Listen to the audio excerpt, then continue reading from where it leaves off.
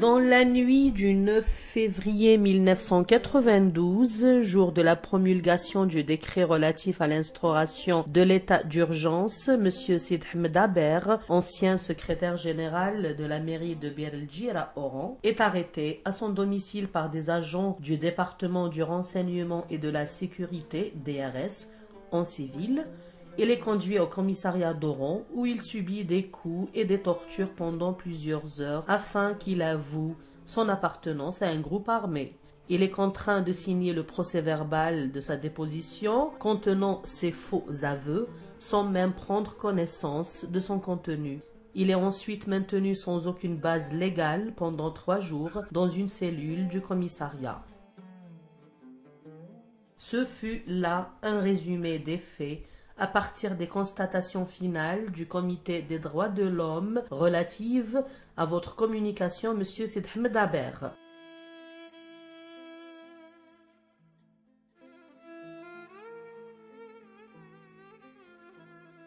Bonjour, je vous remercie infiniment pour faire marche arrière et essayer de rattraper le temps parce que pour moi c'était un peu... ça reste toujours une souffrance parce que ça reste toujours une souffrance pour relater tous ces événements. On a essayé de fermer, comment dire, ce dossier-là, mais malheureusement, oui, ça revient toujours. On vous a transféré le 12 février 1992 au camp d'internement d'Ergen, dans le sud de l'Algérie, en plein Sahara.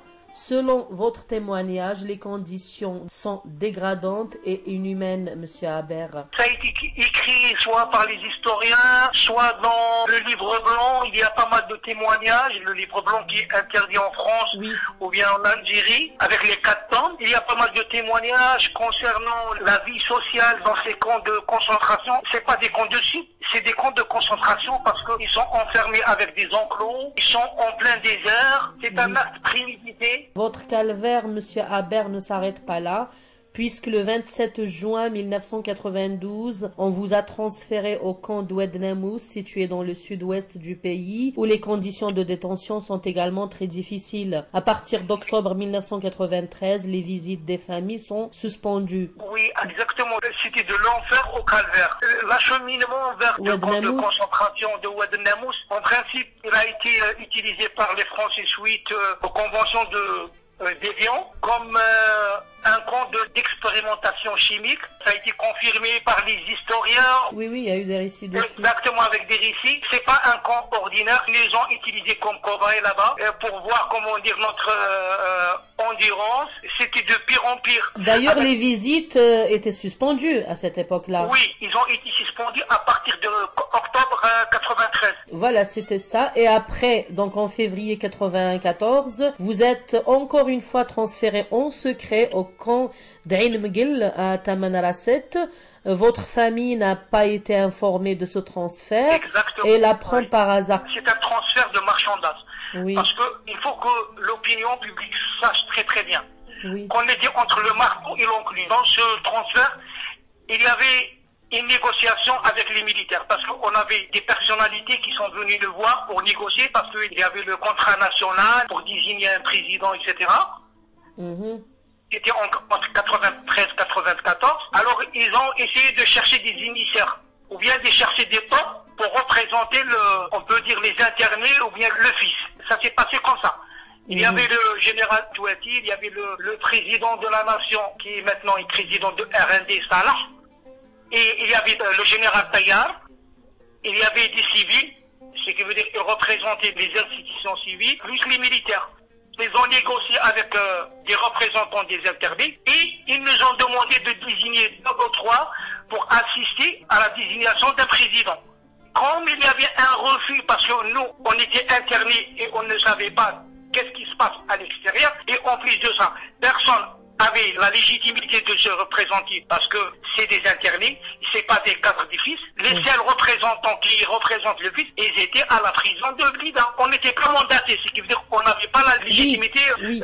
Non, en fait, je précise ce détail parce que beaucoup d'Algériens ignorent que beaucoup parmi les prisonniers n'étaient même pas adhérents du Front islamique du salut, même pas sympathisants, en fait n'avaient rien à voir même avec la politique parfois. Oui, exactement ça. L'opinion publique, il doit savoir que durant les événements de 92, c'est un acte qui a été préparé pendant 2 ans, depuis 90.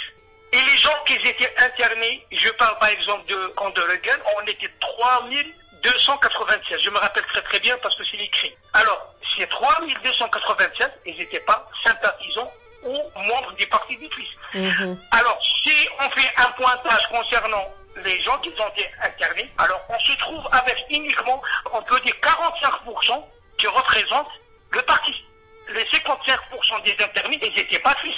On avait toutes les couleurs, on avait des membres du FFS qui étaient internés avec nous, on avait des membres du FLN, on avait les trions, on avait des drogués, on avait toutes les couleurs, sans exception. Ils étaient jugés ou pas encore, en fait, à l'époque? Non, il n'y avait pas de jugement. Il n'y a aucune accusation qui a été portée à XY. Effectivement. Mais ils étaient internés là-bas, sans motif, sans dossier, rien. On les laisse là-bas, c'est eux qui décident. Les gens, par exemple, qui avaient une influence à l'extérieur, c'était les premiers qui étaient sortis. Alors nous, on ne comprend pas. Ils avaient des fiches, ça fait des années. Quand ici en France, les fiches S. Alors, on n'a rien compris. Oui, comment on établit les fiches, oui, exactement. Comment ces gens-là, ils ont sorti pendant les premiers jours. Même pas 2 mois, ils étaient libérés. Et mais par contre, des gens qui n'ont rien, ils n'ont aucun contact avec la politique.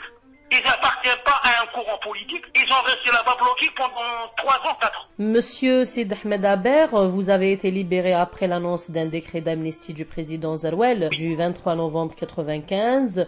Vous avez subi 3 ans et 9 mois de détention sans aucune base légale. Les tortures et l'internement ont laissé de graves séquelles physiques. Après votre libération, on a continué quand même à vous poursuivre. Non seulement vous êtes placé sous contrôle judiciaire et privé de vos droits civiques, mais vous avez subi les harcèlements des policiers du commissariat d'Oran. Même votre famille a été harcelée, monsieur Aber. Exactement. Le problème qui s'est passé durant notre libération, on n'était pas sorti sur une base juridique. Ce qui veut dire que la plupart des internés, ils n'ont rien reçu comme attestation qui prouve qu'il était interné. Oui, vous n'avez aucune preuve. Non, aucune preuve. Les seules preuves qu'on a, c'est des camps de concentration qui ont été consignés au niveau des ONG internationales ou bien dans le livre blanc. Dans le livre blanc, si par exemple, comme référence, on trouve tous les gens de Tamanrasset qui ont été internés avec leur nom. Oui. C'est la seule trace qui fait référence au niveau des ONG. Par contre, chez nous, il n'y a aucune traçabilité. Les internés, ils n'avaient aucun droit d'avoir une attestation. Et ça, c'était compliqué, soit pour les familles, soit pour les gens qui travaillent. Ça posait plusieurs problèmes. C'est des problèmes de droit. Au niveau, par exemple, des gens qui travaillent, soit fonctionnaires, soit dans le privé, et il est licencié carrément, il n'a aucun droit, parce que ça fait plus de 4 ans qu'il est absent, il est en abandon de poste. Alors, pour prouver qu'il est interné, il n'a pas de pièce. Il ne peut pas avoir ses droits, soit au niveau de la caisse nationale de retraite, parce que la plupart, ils étaient à l'âge de retraite. Deuxièmement, le problème d'héritage. Il y a pas mal de familles qui ont fait diviser la succession. En absence d'interné, pour eux, l'interné, il a été déclaré disparu. Oui, exactement. La Freda, il se trouve plus parce que c'est marqué disparu. Oui. Il a perdu tous ses droits. La souffrance d'internement et la souffrance de l'extérieur. Parce qu'à l'extérieur, il n'est pas reconnu. Comme si vous n'avez jamais existé, quoi. Exactement. On a perdu 4 ans qui représentent, un niveau au niveau de la justice pour trouver ces 4 années. Il faut un parcours de combattant au niveau de la justice. Pour justifier les 4 années. Oui. Exactement. Et on le sait très très bien. Les internés, ils étaient catalogués partout. C'était pas facile de faire la gestion administrative avec ces fonctionnaires-là, etc. Parce que lorsqu'on lui dit, voilà, vous êtes interné, pour lui, est égal terroriste. Un interné sans jugement, pour eux, c'est un terroriste. Vous avez été enlevé par 3 agents du DRS, toujours au niveau d'Oran, c'était en octobre 97. Ils vous ont emmené au centre de Magenta. De toute façon, Magenta, c'est un centre de torture relevant du DRS. Vous êtes interrogé par le colonel Hamou et le commandant Boudia au sujet d'un attentat qui a eu lieu le 1er octobre 97. Oui, avant l'attentat, il y avait une recrudescence d'actions terroristes au niveau de la wilaya d'Oran. D'accord.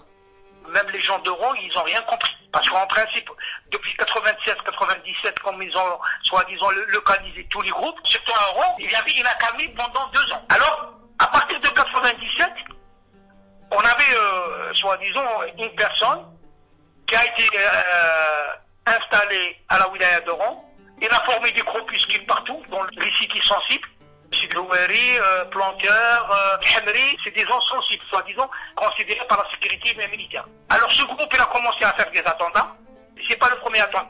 À Villette, il y avait un car avec 46 personnes qui ont été massacrées. Un attentat militaire à Canastel, il y avait 20 militaires qui ont été assassinés. Lorsqu'on vous a arrêté cette fois-ci, c'était parce qu'on vous accusait d'être derrière cet attentat? Exactement, c'est ça. Le récit, comment ça s'est passé? La presse algérienne commençait à citer un nom qui s'appelle Farouk.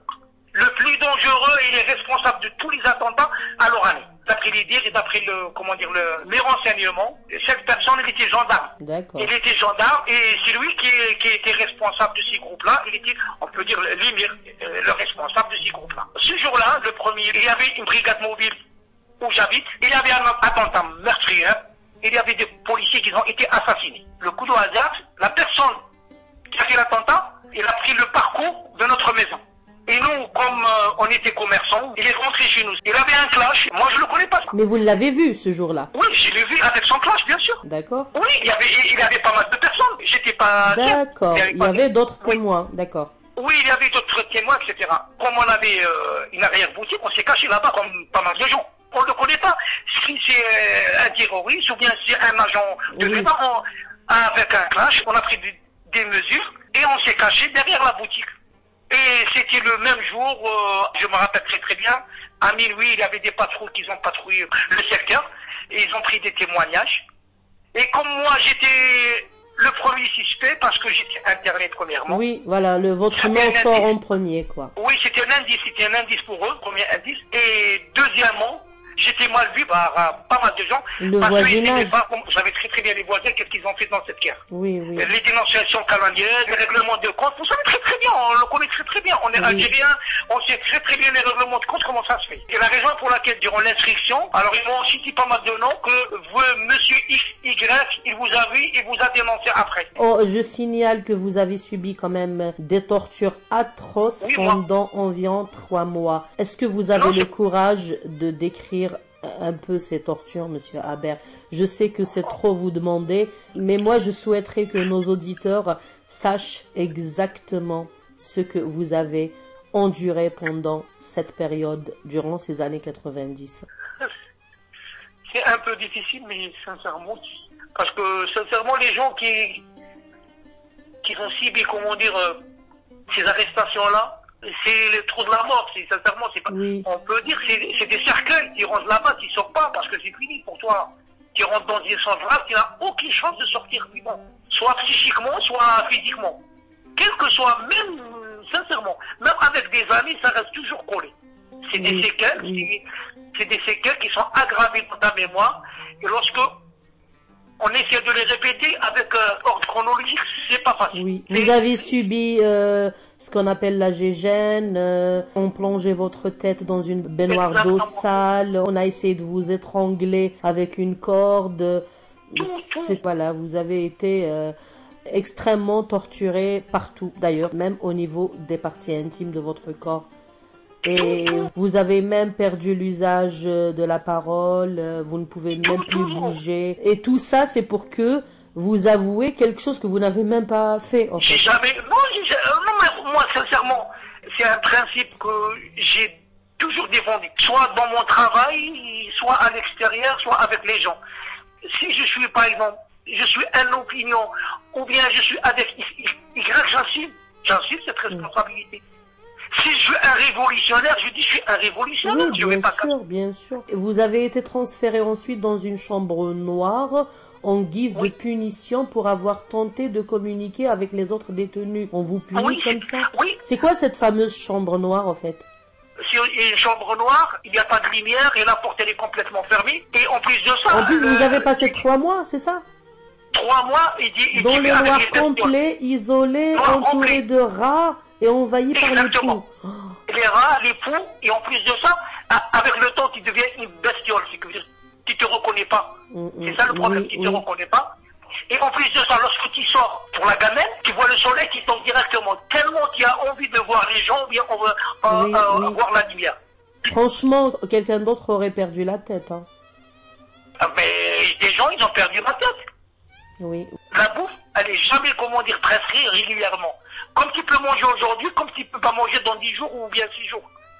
Oh là là, oh là là. Il n'y a pas un règlement concernant la bouffe. Il ne peut pas contester, il ne peut pas remonter l'information. Il n'y a pas d'hierarchie. Oui. Alors, vous avez passé 3 mois d'isolement. On vous a encore une fois de plus interrogé et torturé. On vous a forcé de boire plusieurs litres de mélange à base d'eau de javel. Oui. On vous a également battu et suspendu au plafond par le poignet. Mais c'est terrible tout ça. Comment vous avez tenu le coup, monsieur Aber? Je pense que si je suis sorti de ce trou-là, c'est le destin d'Allah. C'est pas à mon courage, parce que le courage, tu peux pas, quelle que soit ton énergie et quelles que soient les capacités de l'être humain, il a une capacité pour supporter toutes ces douleurs-là et toutes ces souffrances-là. Mais lorsque ça dépasse l'imagination, alors il y a une force spirituelle qui rentre. Et c'est la force spirituelle qui nous a donné le courage, comment dire, pour vivre et pour témoigner. C'est impossible de vivre comme ça, c'est impossible. Oui, donc votre famille, bien sûr, cherchait après vous pendant tout ce temps. Toutes les démarches entreprises par notamment votre sœur d'ailleurs, pour vous retrouver, monsieur Aber, étaient vaines. Alors, les autorités algériennes niaient votre détention à ce moment-là. Ils affirmaient même à votre famille que vous aviez pris la fuite et que les services de l'État ne sont pas responsables. Ça veut dire que... Oui, donc c'était ça en fait. Ils informaient votre famille que vous avez pris le maquis alors que vous vous trouviez à ce moment-là toujours au centre de détention de Magenta. Monsieur Aber, vous avez été enfin libéré le 23 mars 1998 du centre de Magenta, à condition de ne pas parler à la presse, ne pas déposer plainte et ne pas communiquer avec les gens, sous peine de mort. Ça, c'est les deux commandants, le commandant Boudia. Oui, et Hamou. Et le commandant Hamou. D'accord. C'était l'engagement pour être libéré sans motif. J'ai rien fait. Et en plus de ça, je suis sorti sans bien justificatif, sans procès, sans passer devant un juge. Je me rappelle très bien, je me trouvais dans une fourgonnette. Et le monsieur, il m'a demandé de choisir la destination. Je lui ai dit, voilà, je ne peux pas rentrer dans mon quartier avec cette situation-là parce que j'étais un peu chevolé. Oui, bien sûr. Vous avez très bien, j'étais un peu perdu. Ils me donnent beaucoup de médicaments dans la bouffe. On était gonflés complètement. Après, j'ai conçu que c'est des somnifères. D'ailleurs, lorsqu'ils vous ont vu, votre père était tellement choqué par votre état physique. Oui, émotionnellement, il s'est cassé. Il a fait une seconde crise cardiaque, il est resté paralysé et il est décédé quelques mois plus tard, en mars 99. Oui. Oui, jusqu'à la mort. Il n'avait rien. Il était un peu agacé de cette disparition. Oui. Mais le jour où on s'est croisé à la maison chez ma soeur, il s'est coincé. C'est un truc émotionnel. Il se trouvait paralysé. Oui. Monsieur Aber, vous avez assisté à des exécutions? Oui, puis il y a plusieurs exécutions, c'est pas une exécution, plusieurs exécutions qui ont été commises à l'intérieur des Magenta par les bourreaux. Sincèrement, c'est des machines c'est des machines à tuer, en fait. C'est des machines à tuer qui ont été préparées, ils n'ont pas de cœur, ils n'ont pas d'âme, ils n'ont rien, ils n'ont pas de culture, ils n'ont pas de religion, ils n'ont rien. C'est des robots qui ont été programmés pour tuer, ni plus ni moins. J'étais en train de réfléchir, parfois j'ai dit, ils défendaient qui? Est-ce qu'ils avaient les principes de sécurité qu'on dit pour sécuriser l'État ou bien les personnes? Je sais pas, le mot, sincèrement, parfois, on n'arrive pas à qualifier ces gens-là. Sincèrement, je ne le cache pas. Comme il n'y a pas, comment dire, de justice, on n'a pas réussi pour là, ça reste toujours une cicatrice qui n'est pas, comment dire, fermée. Excusez-moi, monsieur Aber, est-ce qu'ils œuvraient à visage découvert, ces tortionnaires? Les bouchkaras, on les appelle les bouchkaras, les gens qui, comment dire, qui témoignent à tort, les gens qui sont ramenés de, comment dire, de l'extérieur. D'accord. Pour ça, ils sont cagoulés complètement. D'accord. On les voit pas pour témoigner, oui, c'est pour désigner X, Y, pour voir son visage, etc. Mais par contre, les bourreaux, ils sont pas, non, ils sont pas cagoulés. D'accord, à visage découvert. Eh oui, d'accord. À visage découvert, ils font le sale boulot à visage découvert. Ils n'ont pas besoin d'être couverts. Craignant pour votre vie, vous avez envoyé le 15 avril 1998 une lettre au procureur général du parquet d'Oran demandant une protection de l'État et un terme à l'acharnement des services de sûreté. En réponse, vous recevez le 23 juin 1998 un procès-verbal de notification vous invitant à adresser une requête à la Direction générale de la Sûreté nationale à Alger. Qu'est-ce qui s'est passé après? On a eu des antécédents avec des libérations comme ça. Des personnes qui ont été assassinées à l'extérieur. On connaît 2 ou 3 personnes qui ont été libérées. Après, ils ont été assassinés en plein rue. D'accord. Moi, sincèrement, comme j'avais l'expérience avec ce centre de Magenta, parce que j'ai pas mal de personnes qui ont été torturées là-bas, depuis 92, même 91, je savais très bien qu'il y a des personnes qui ont été internées là-bas. Durant la grève de 91, il y avait des personnes qui ont été internées là-bas. Alors, comme je savais très bien l'expérience, j'ai demandé une protection. Pourquoi cette protection? Parce que je voulais pas être abattu devant bien ma famille ou bien devant des voisins comme ça. Et ils vont dire, voilà, c'est une balance, il a été cassé ou bien cassé par les bien sûr. Et ils vont dire, comment ça fait? Cette personne, elle était à Magenta, elle est sortie, c'est une balance, elle a balancé tout le monde. Alors, ils vont dire, c'est qui va l'assassiner? C'est les terroristes. Il a été assassiné par les terroristes parce qu'il a balancé X, Y. J'ai demandé un rendez-vous en urgence avec le procureur général. N'oubliez pas, le procureur général, c'était le beau-frère de Yahya. D'accord. C'était son beau-frère. Alors, sincèrement, il m'a reçu suite à ma demande. Alors moi, je voulais, premièrement, divulguer quelques informations parce que c'est un centre secret. Il n'est pas sous l'instance judiciaire, il n'est pas suivi ou contrôlé par l'instance judiciaire, c'est ça? Oui. Et deuxièmement, je voulais lui remonter l'information concernant les exécutions extrajudiciaires, les tortures, etc. J'ai essayé, de lui passer l'hameçon. J'ai commencé à parler avec lui. Alors lui, il sait très bien que j'étais interné à Argentin. Il le savait très bien. Il le savait avant même que vous le lui disiez, c'est ça? Exactement. Alors, lorsque je suis rentré chez lui, la première des choses, il m'a dit, vous êtes vivant, vous avez de la chance que vous êtes chez moi. Et en plus de ça, il m'a confirmé. Et il m'a dit, si vous avez un lien avec ce groupe-là, vous serez pas devant moi, vous serez assassiné. D'accord. Alors et la raison pour laquelle j'ai pris des reculs. J'étais un procureur général, j'ai commencé à réfléchir. Oui. Exactement. Alors j'ai dit, il y a une complicité. Ils étaient tous de mèche. Exactement.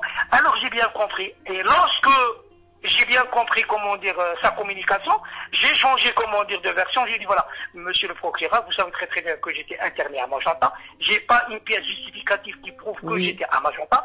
Et j'ai peur pour ma vie. Alors, j'aimerais bien, soit une couverture juridique. Oui. Ou bien vous trouvez une solution, parce que c'est anormal d'être interné là-bas 7 mois, sans procès et sans motif. Et maintenant, j'ai peur pour la famille. Oui, vous craignez pour votre vie. Exactement. Alors il m'a dit, on va voir ça. Après, j'ai reçu le... Alors, monsieur Haber, 6 années de calvaire, passé des camps d'internement au centre de torture. Vous avez enfin obtenu un passeport en mai 2002. Vous vous êtes rendu en France où vous avez obtenu l'asile politique le 28 avril 2003. Après votre installation en France, qu'est-ce que vous avez fait, monsieur Haber? C'était pas facile d'exiler et laisser, la patrie. Toute une vie, famille. Vous avez laissé toute une vie derrière vous. C'est pas un choix, c'est une obligation. On savait très bien qu'il y aura toujours des injustices. On savait très bien que notre pays va à la dérive. Il n'y aura pas de droit. J'avais aucune chance d'avoir un redressement. C'était mon intuition. J'avais la chance en 98. J'avais des amis au niveau de Oujda, au niveau de Marnia. Lorsque je suis sorti de Magenta, ils m'ont proposé, de sortir clandestinement. J'ai refusé, j'ai dit voilà, je peux pas sortir clandestinement, je veux avoir mes droits, mon passeport et je sors comme tout le monde. Et j'ai refusé sincèrement, comme qu'ils l'ont fait plusieurs personnes. Et la raison pour laquelle, lorsque je suis sorti 2002, je le dis, j'avais un souhait, un grand souhait, pour travailler pour notre pays, parce qu'on a fait des études supérieures là-bas. Oui. Pour transmettre notre savoir. Mais malheureusement, on est une génération qui n'a pas réussi à transmettre le flambeau à ces générations-là. On arrive à cet âge-là et on n'a rien fait pour notre pays. Parce que maintenant, on n'a plus envie de travailler là-bas, ça c'est sincèrement, quelles que soient les conséquences. Vous n'êtes plus retourné en Algérie depuis 2003, Monsieur Haber? Sincèrement, je suis retourné en 2011 et j'ai demandé pour information, parce que parfois les gens ils lisent pas. En 2011, j'ai eu l'opportunité de croiser des journalistes au journal Al-Khabar. Alors, j'ai fait un récit et je demandais même un procès que mes bourreaux et même Monsieur Nazar... Oui, j'allais en parler, Monsieur Haber, oui, justement. Oui. Mais avant d'entamer... Non, mais en 2011, suite à la charte de la réconciliation nationale, oui. Cette réconciliation, elle va rajouter des malheurs aux malheurs. On ne peut pas réconcilier sans vérité et justice, c'est pas normal. Exactement. On réconcilie qui avec qui, déjà? Exactement. Et même dans l'article, comme j'avais une communication au niveau de la commission OIGN des droits de l'homme, oui. Et la commission, comme tout le monde le sait, ils m'ont donné le droit. Ils ont reconnu la responsabilité de l'État. Ils ont demandé un procès, que mes bourreaux soient jugés. Oui. Et malheureusement, j'ai fait dans l'article, il était cité dans le Khabar, j'ai demandé un retrait à condition de faire un procès en Algérie. Malheureusement, ces conclusions, ils n'ont pas été retenues. Et l'État, elle a nié complètement, jamais reconnu. Oui. Notons que le général Khaled Nazar était à la tête du ministère de la Défense entre 1992 et 1994. Il était aussi ancien membre de la présidence collective provisoire de l'Algérie après la fameuse démission du président Chadli Benjedid. Arrêté en 2011, l'ancien numéro 1 des forces armées algériennes durant la sale guerre ne sera finalement pas jugé pour crime de guerre en Suisse. Dans un procès-verbal daté du 20 octobre 2011 et qui a fuité sur Internet un an plus tard, le général Nazar lui-même déclare « Toute guerre civile est une sale guerre ». Quelle a été votre réaction en apprenant cette décision, Monsieur Haber? Si on vit la chronologie, des procédures, l'événement que lorsqu'il a été rattrapé... Les charges ont été rejetées, c'est ça? C'était en 2011. En 2011, c'était le début du procédure. Il a été arrêté par la police judiciaire de Suisse. Il se trouvait en Suisse, oui. Oui, il a été arrêté par la police judiciaire et ils l'ont accusé pour crime de guerre. Oui, et après ils l'ont relâché. Oui, il a été relâché suite à une caution, parce qu'il a donné des engagements. Comme quoi il reviendrait. Exactement, il avait une caution matérielle, plus un engagement de sa défense, parce qu'il y avait l'engagement de sa défense qui a été installé à l'ambassade de l'Algérie en Suisse. Oui, parce que c'est lui qui a engagé les frais, etc. Les charges de la défense, il a été pris en charge par l'État. On le connaît très très bien. Oui, c'était l'ambassade d'Algérie en Suisse, oui. Oui, alors c'est lui qui est intervenu, et c'est lui qui a donné la caution, et c'est lui qui a, désigné la défense. Alors c'est la première étape. Après, il y avait des procédures qui étaient en cours. L'accusation pour crime de guerre n'a jamais été sortie. Elle a été maintenue par le MBC, c'est-à-dire le parquet fédéral de Suisse. Elle a été toujours maintenue. Depuis 2011, elle a été maintenue. Elle n'a pas été changée. Alors maintenant, on est passé à plusieurs procédures. La deuxième procédure en 2012, lui, il a cassé cette décision en prétextant qu'il est protégé par l'immunité. Oui, il avait demandé l'immunité, exactement. Oui. Alors on est passé dans une autre procédure. On est passé devant un autre tribunal pour avoir la compétence. L'immunité, elle a été refusée. Et on a repris les procédures de 2011. Donc, Monsieur Haber, vous faites partie des plaignants, c'est ça? Exactement, je suis le plaignant. Et avec tous les preuves qu'on a, soit un dossier médical, soit le... Oui. Vous êtes suivi justement par des psychologues, des médecins Sincèrement, j'ai été suivi pendant plusieurs années. Après, j'ai essayé, d'arrêter tous les traitements, etc.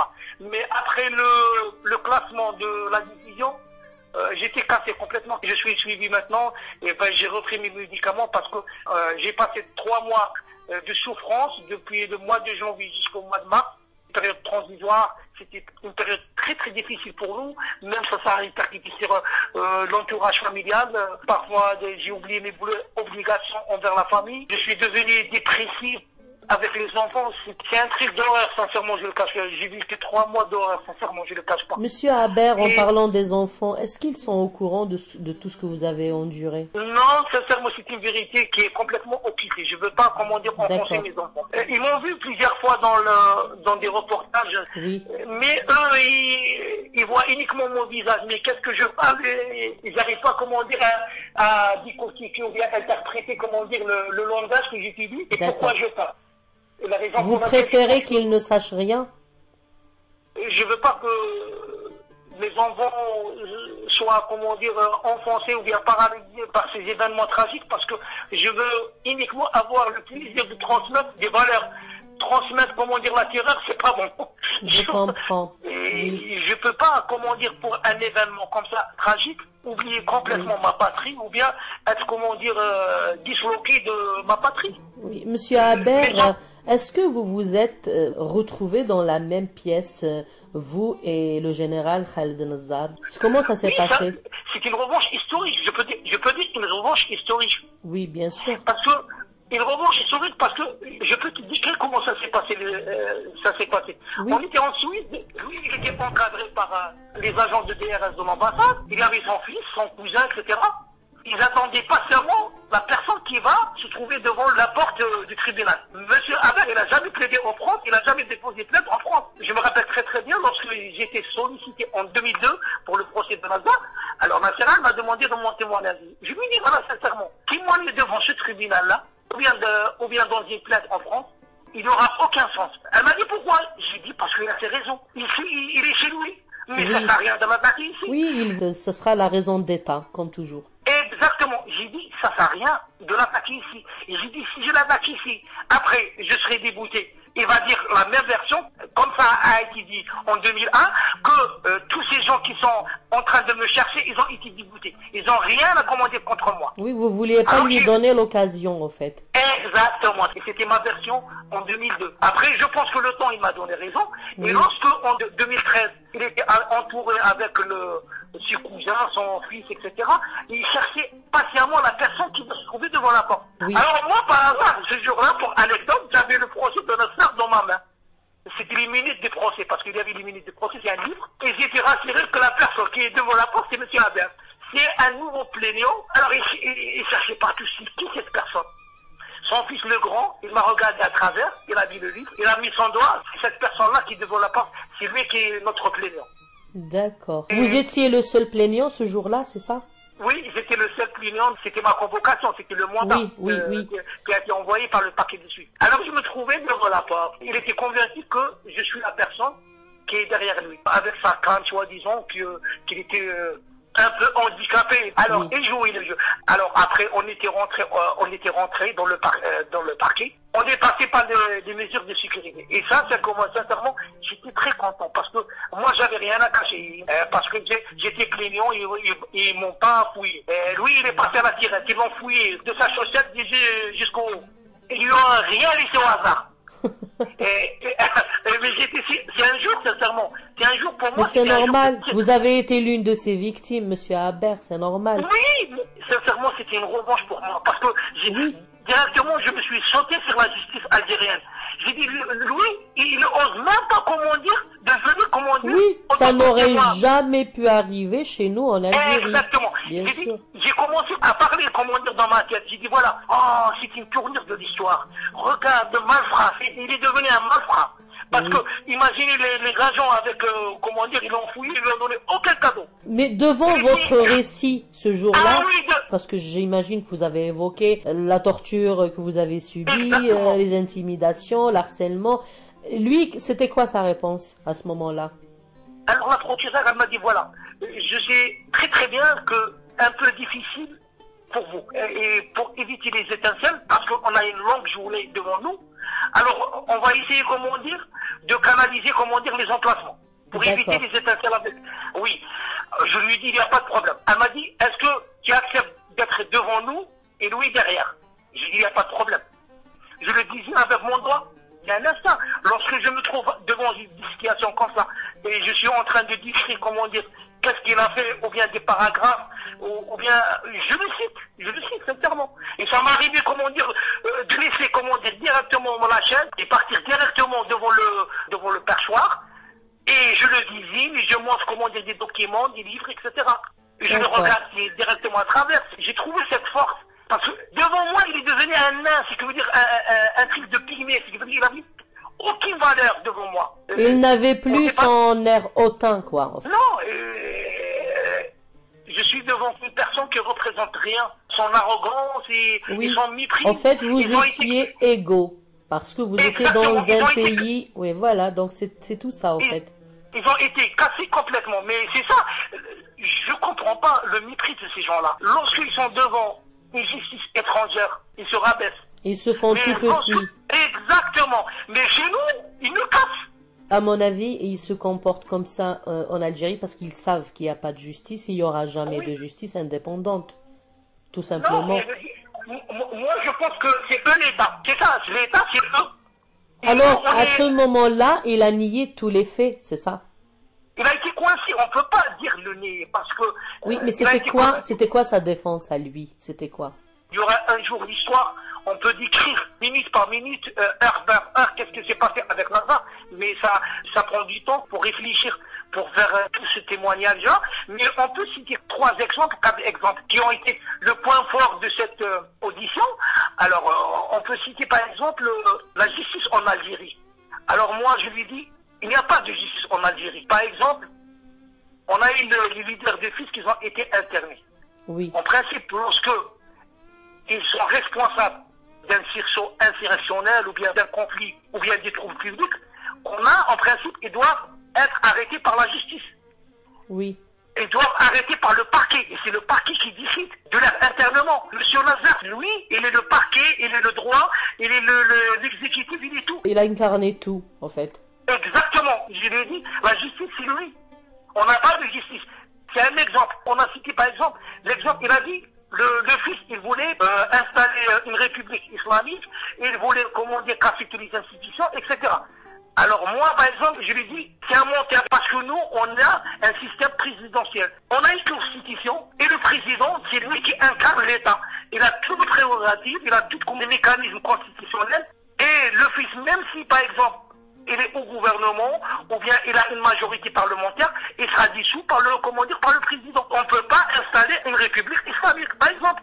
Et j'ai cité, par exemple, les articles. Je veux dire, il était en train de mentir. Oui, bon, mais c'est quoi le rapport, déjà, de parler de ça, alors que vous étiez victime de torture, d'incarcération extrajudiciaire? Oui, alors, déjà, ça n'a rien à voir avec votre procès, parce que c'est pas le procès du fils, de toute façon. Non, mais c'était l'internement. Lui, il justifie pourquoi on a été interné. Lui, il justifiait l'internement. Et en plus de ça, il m'a dit, moi, j'étais pour rien pour l'internement. C'est le Premier ministre, plus le ministre de l'Intérieur. J'ai dit, le ministre de l'Intérieur, il est mort. Et là, il était décidé, j'ai dit, il est en train de raconter les mêmes versions qui ont été dites en 2002. J'ai dit, il est responsable de notre internement. Il est responsable de notre torture. Lui, il est responsable des événements tragiques. Et lui, il est responsable des massacres de 250 000 morts. Monsieur Haber, nouveau rebondissement dans le procès de Khaled Nazar, justement en Suisse.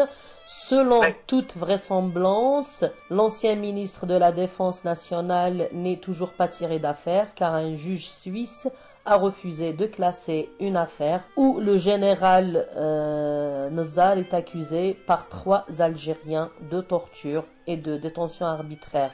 La Cour des plaintes du tribunal pénal fédéral, TPF, suisse, a admis les recours déposés par les 3 intéressés contre l'ordonnance de classement rendue par le ministère public de la Confédération le 4 janvier 2017. Quelle serait la prochaine étape pour vous, monsieur Haber?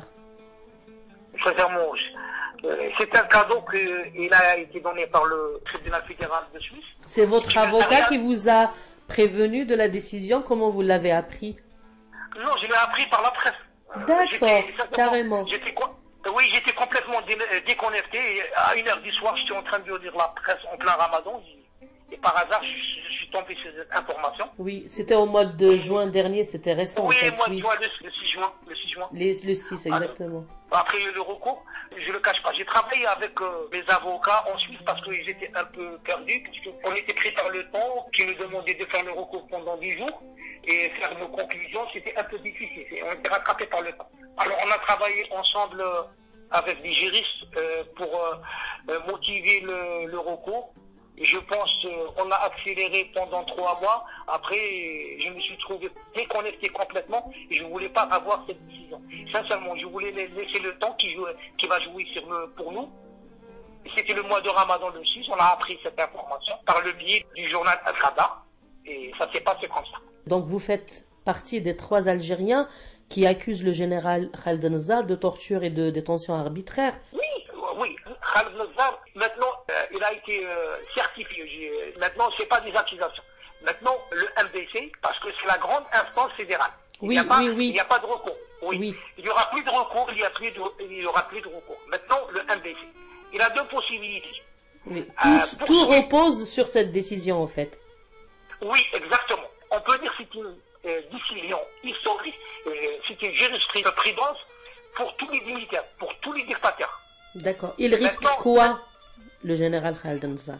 Khaled Nazzar, il est bouche bée, il est paralysé. Il ne s'attendait pas à cette décision, monsieur Haber?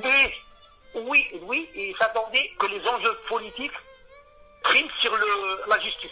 Si on voit par exemple la décision historique ou bien le recours, on voit que cette décision, elle oblige, je dis bien très bien, elle oblige le parquet de poursuivre l'enquête ou bien passer au procès. Ils n'ont pas le choix.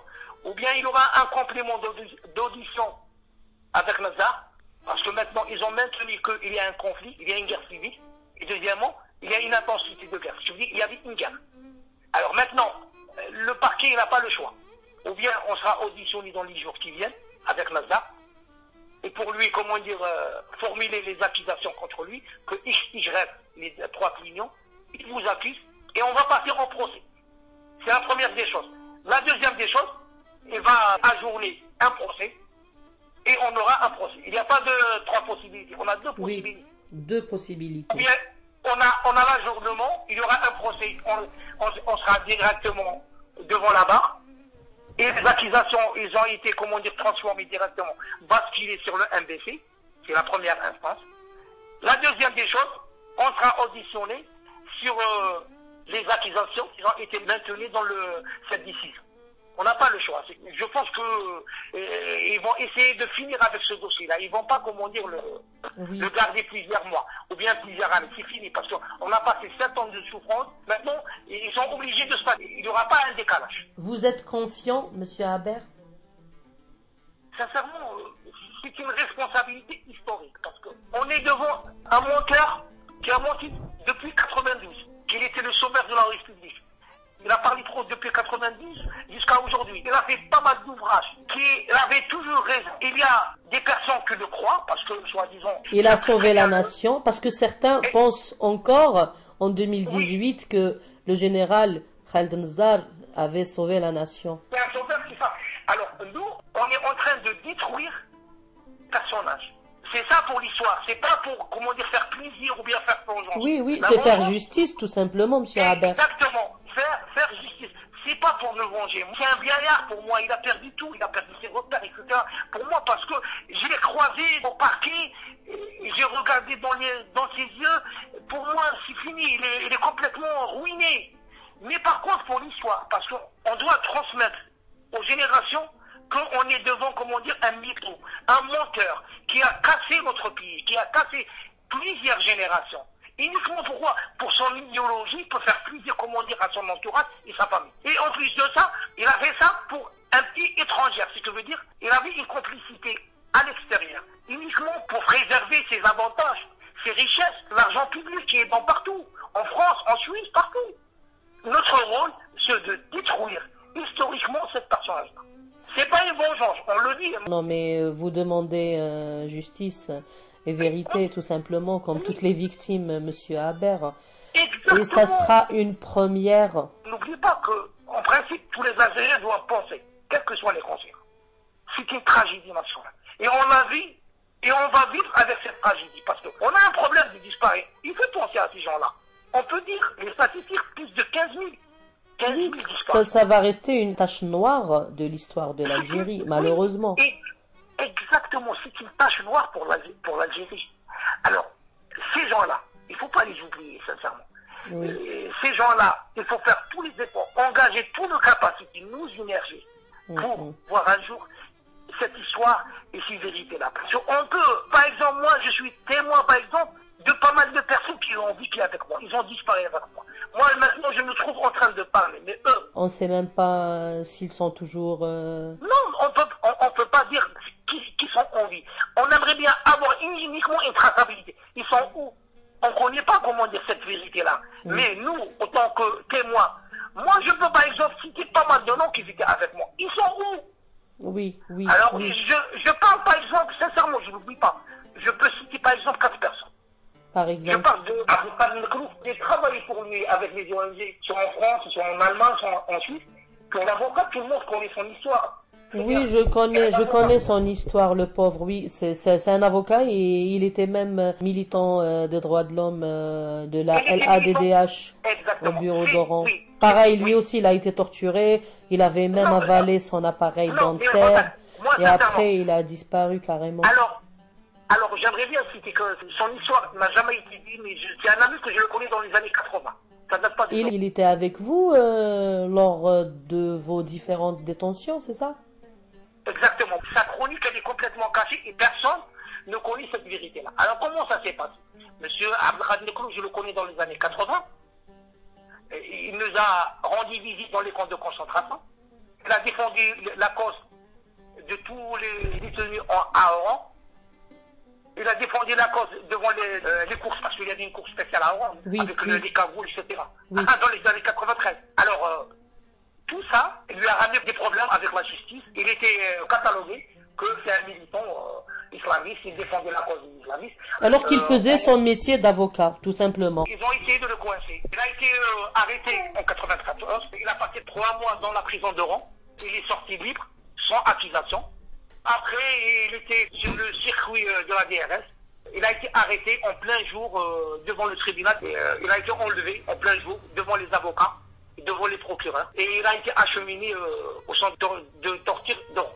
Alors, par le hasard, lui, il était avant moi. Parce que moi, j'étais arrêté au mois d'octobre. Et lui, il était arrêté au mois de juillet. Je me rappelle très très bien. C'était le 3 ou le 4 juillet.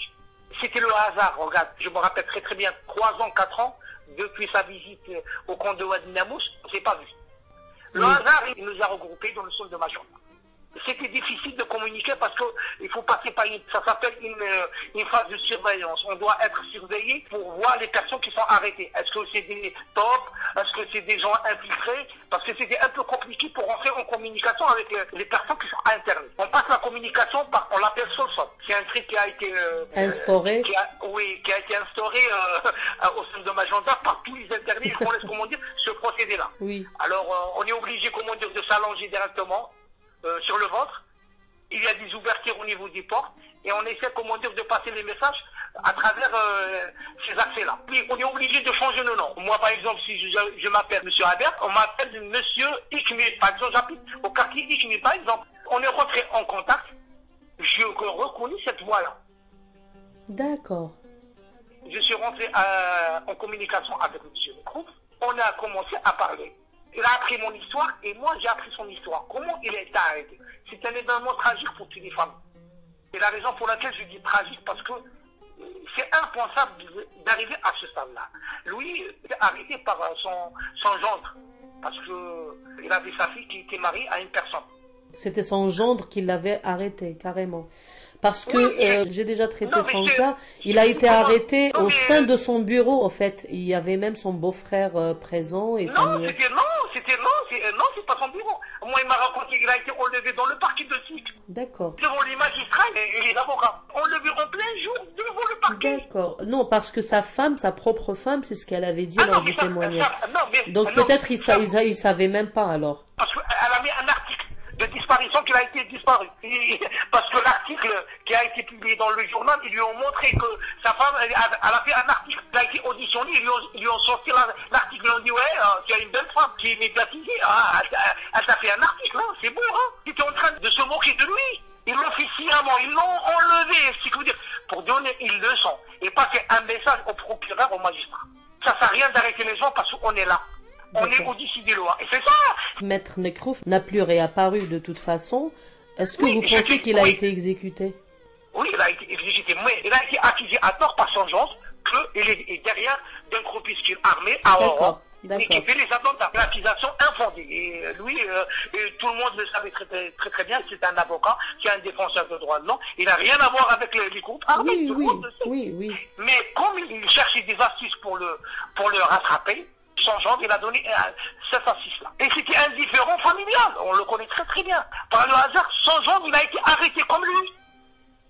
Il ne savait pas que son gendre, il est là, à Magenta. Alors ils ont été arrêtés pour raquette, parce que lui, son gendre, il a constitué un groupe armé, il fait la raquette, et le jour où il est tombé dans le piège, il a accusé Nekrouf. Alors, un jour, ils ont commencé pour acheminer ces gens-là, d'autres destinations, ils ont prononcé son nom.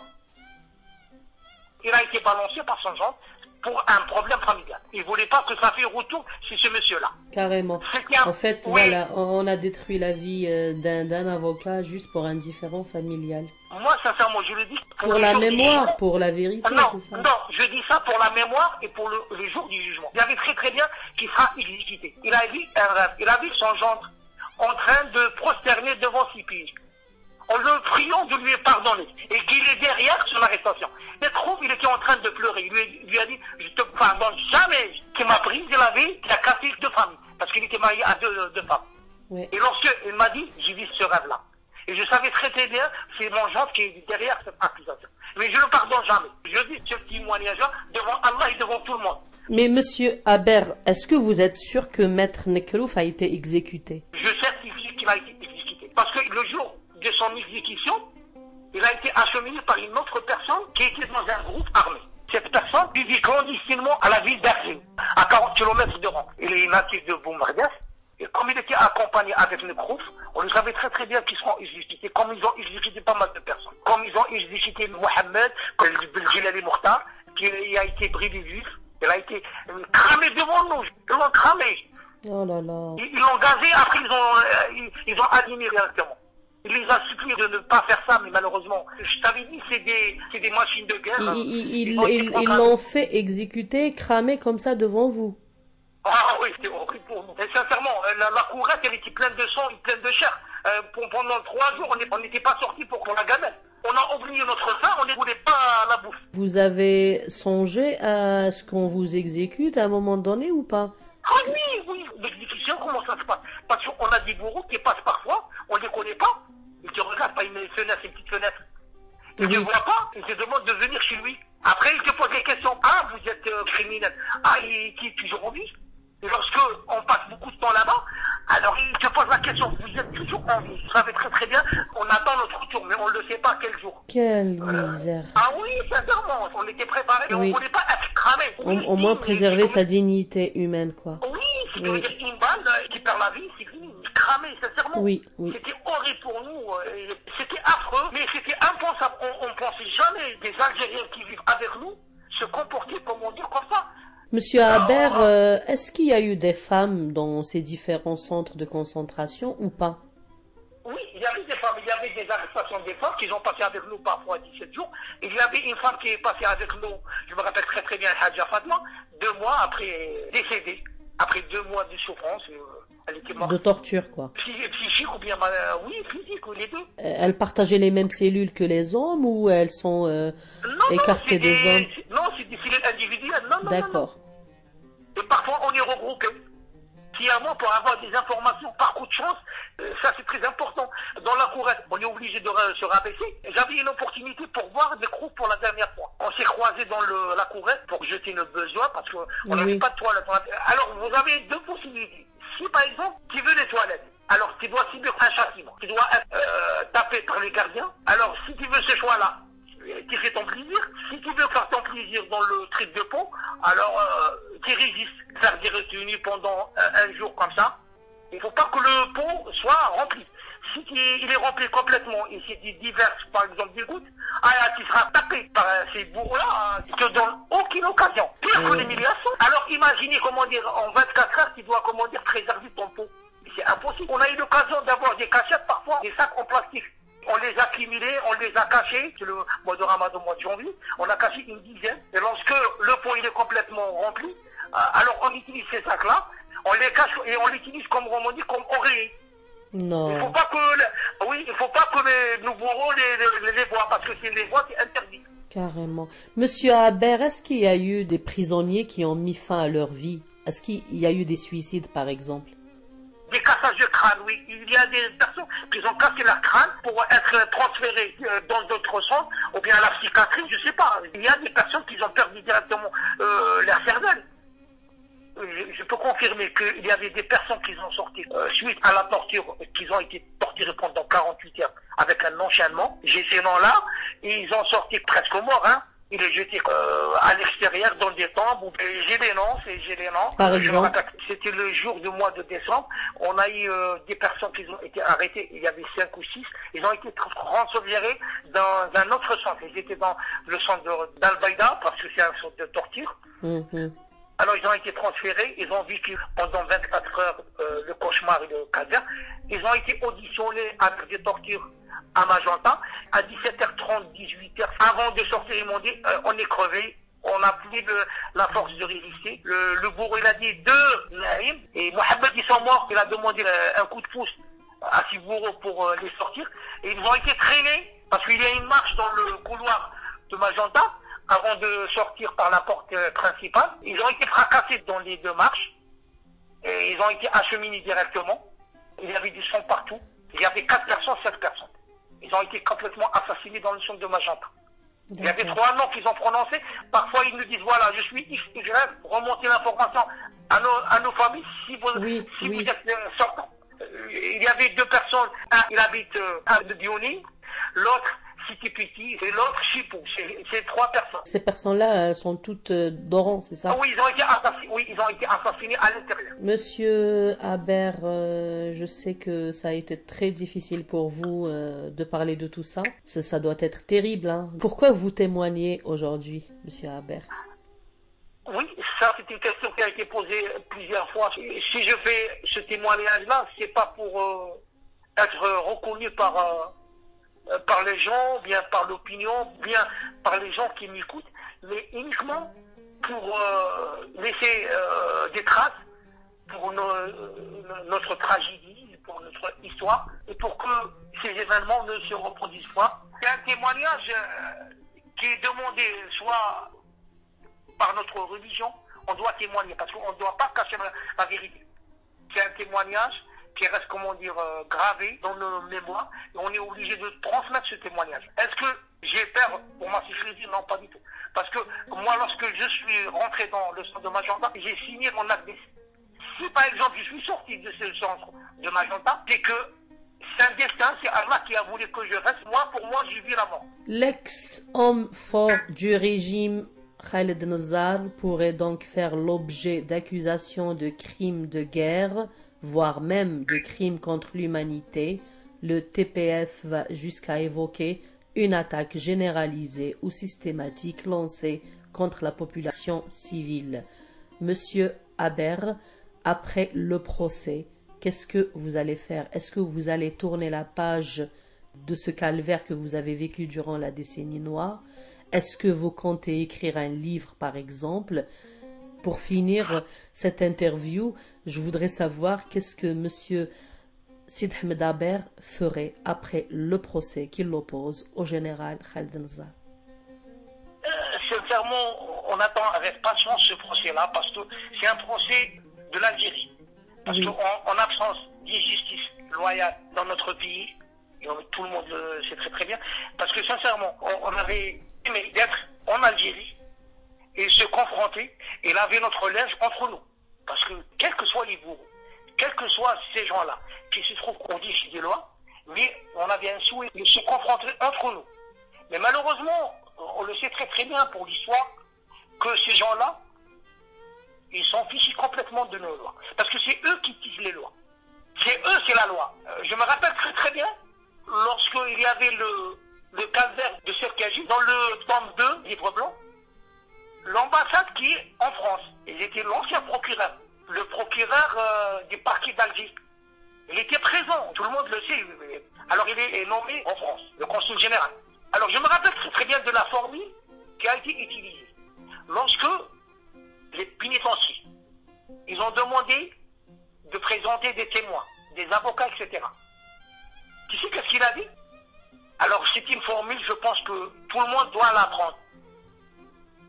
Regarde, l'État n'a pas besoin de témoins. D'accord. Si le procureur général d'Alger, lorsqu'ils ont commencé à négocier avec les détenus de Serkaji, avant le carnage, et ils ont demandé des représentants des ONG ou bien des avocats, alors il a prononcé cette formule extraordinaire. Ça sera gravé dans l'histoire. Et elle est gravée dans le livre blanc. Il a dit, l'État n'a pas besoin de témoins. Alors, si on peut interpréter cette formule, c'est clair. L'État, c'est nous. La justice, c'est nous. Le droit, c'est nous. Le législateur, c'est nous. L'exécutif, c'est nous. Le militaire, c'est nous. C'est ça. C'est clair et net. Elle donne à plusieurs interprétations. C'est les interprétations de ce monsieur-là qui représente l'État, qui représente la justice. Alors, il y a la raison pour laquelle, quand il y a un digne de droit en Algérie, absence de justice, on est obligé de confronter ces gens-là dans une justice extérieure. Et la justice extérieure, elle nous a donné raison. Il n'y a pas de complaisance, il n'y a pas de connivence. On ne connaît pas ces juges-là. On ne connaît pas la justice suisse. On ne connaît personne.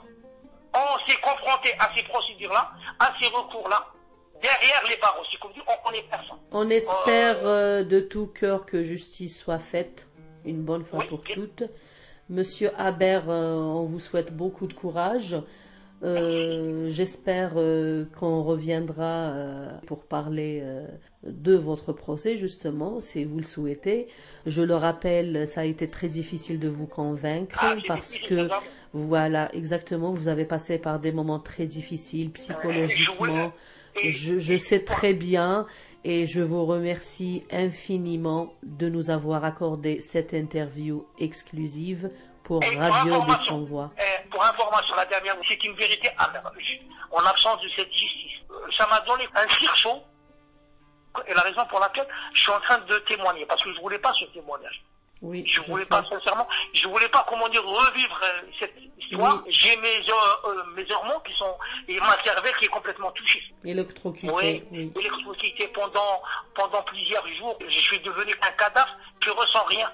Parce que par le temps, j'ai rien ressenti. Oui, le corps il s'est habitué à la douleur et puis on ressent rien. Oui. La raison pour laquelle je suis complètement déconnecté, mais maintenant je pense que ce témoignage-là, il m'a donné un coup de force. Bien sûr. Pour essayer, comment dire, de prendre mes forces et confronter. C'est une thérapie, monsieur Haber, c'est une thérapie. C'est une thérapie, oui, c'est une thérapie, oui. Voilà. On peut dire que c'est une thérapie, sincèrement. Et maintenant, je reprends mes forces parce que j'étais un peu une personne liée, sourd, que n'entend rien, et même je vois pas la télévision. Cette thérapie-là, je pense que ça va nous donner des forces pour confronter, comment dire. Eh ben, ça nous fait plaisir d'entendre ça, monsieur Haber, parce que la force, il vous la faut, justement. C'est le moment, justement, d'avoir cette force avec vous. Uniquement, le dernier message que je dois passer à notre opinion, et surtout aux Algériens. On est dans une phase tragique. On voit notre pays aller complètement à la dérive. On sait très bien qu'on n'a pas d'institution. En absence de toute perspective pour nos générations. Je passe un message à tous les Algériens. Qu'on oublie nos différences, on oublie nos idéologies. Et il faut mettre l'Algérie avant tout. Il faut préparer cette Algérie pour nos générations. Parce que nous, on n'a plus de chance de rattraper ce retard-là. Parce qu'on était la génération de l'indépendance. Mais malheureusement, on a été cassé. Soit exilé, soit mort. Il n'y avait pas la troisième. Il n'y avait pas une autre alternative. Il n'y a pas la troisième alternative. On aimerait bien que cette génération-là, qu'elle doit prendre le relais. On est victime. Il faut travailler pour le futur. Et on oublie que Nazar, il a sauvé la République. Nazar, il n'a pas sauvé la République. Nazar, il a cassé la République. Nazar, il a cassé toutes les générations. Il a installé la délinquance. Auditrices, auditeurs de la radio des Sans-Voix, je vous dis à très bientôt. Au revoir.